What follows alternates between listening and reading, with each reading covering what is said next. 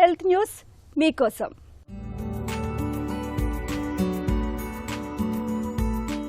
రొమ్ము cancer బాధితుల్లో కొంతమందికైనా chemotherapy నుంచి విముక్తి లభించే రోజులు త్వరలోనే రానున్నాయని పరిశోధకులు పేర్కొంటున్నారు.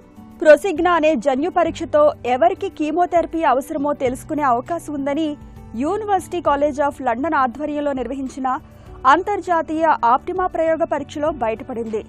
Britain, Norway, Sweden, Australia, New Zealand, Thailand దేశాల్లో కొత్తగా రొమ్ము క్యాన్సర్ నిర్ధారణ అయిన సుమారు 4,000 మంది మహిళలను అధ్యయనంలో భాగంగా పరీక్షించారు.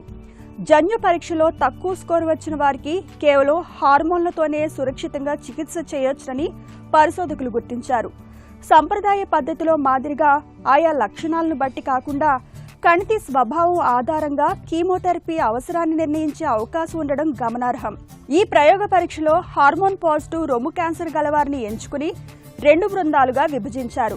ఒక బృందానికి కీమోథెరపీ, ఆ తర్వాత హార్మోన్ థెరపీ ఇవ్వగా మరో బృందానికి కణితుల జన్యు పరీక్షను నిర్వహించారు. దీని ఫలితాలను బట్టి ఎక్కువ స్కోరు వచ్చిన వారికి కీమో, హార్మోన్ థెరపీలు 2 ఇచ్చారు.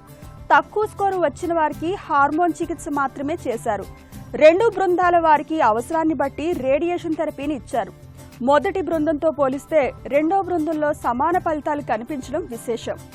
5 ఏళ్ల తర్వాత పరిశీలించగా కీమో, హార్మోన్ చికిత్సలు తీసుకున్న వారిలో 95% మంది క్యాన్సర్ తిరగబెట్టకుండా హాయిగా ఉన్నారు. హార్మోన్ చికిత్స తీసుకున్న వారిలో 94% మంది క్యాన్సర్ తిరగబెట్టకపోవడం విశేషం. అంటే జన్యు పరీక్షలో తక్కువ స్కోరు వచ్చిన వారికి కీమోథెరపీ ఇచ్చినా ఇవ్వకపోయినా పెద్ద తేడా ఏమీ ఉండడం లేదన్నమాట.